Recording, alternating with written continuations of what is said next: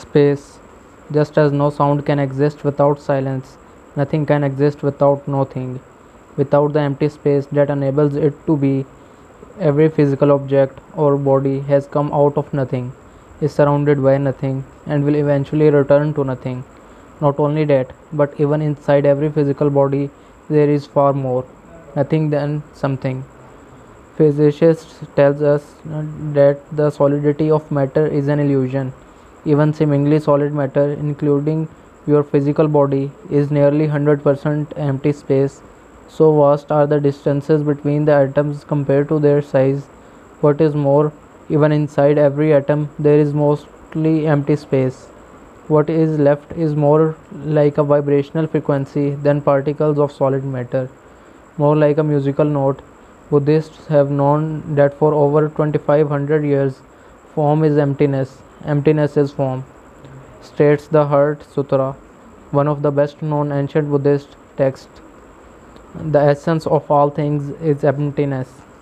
The unmanifested is not only present in this world as silence, it also pervades the entire physical universe as space, from within and without.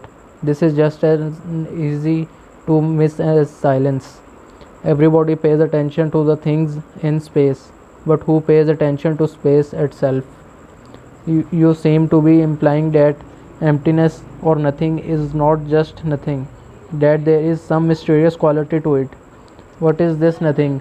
You cannot ask such a question. Your mind is trying to make nothing into something. The moment you make it into something, you have missed it.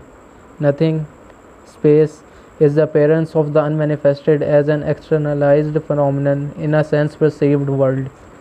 That's about as much as one can say about it. And even that is a kind of paradox. It cannot become an object of knowledge. You cannot do a PhD on nothing. When scientists study space, they usually make it into something and thereby miss its essence entirely. Not surprisingly. The latest theory is that space is not empty at all, that it is filled with some substance. Once you have a theory, it's not too hard to find evidence of substantiate it, at least until some other theory comes along. Nothing can only become a portal into the unmanifested for you if you don't try to grasp or understand it. Is not that what we are doing here? Not at all. I am giving you pointers to show you how you can bring the dimension of the unmanifested into your life. We are not trying to understand it. There is nothing to understand. Space has no existence. To exist literally means to stand out. You cannot understand space because it does not stand out. Although in itself it has no existence, it enables everything else to exist. Silence has no existence either, nor does the unmanifested. So, what happens if you withdraw attention from the object in space and become aware of space itself? What is the essence of this room? The furniture, pictures, and so on are in the room, but they are not the room.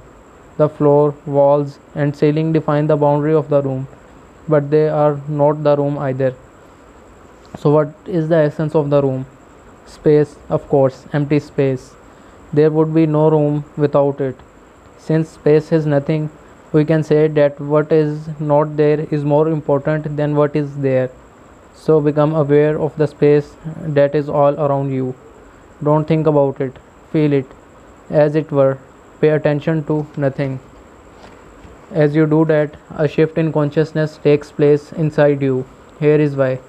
The inner equivalent to objects in space, such as furniture, walls, and so on, are your mind objects, thoughts, emotions, and the objects of the senses.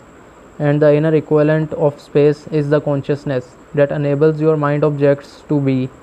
Just as space allows all things to be, so if you withdraw attention from things, objects in space, you automatically withdraw attention from your mind objects as well.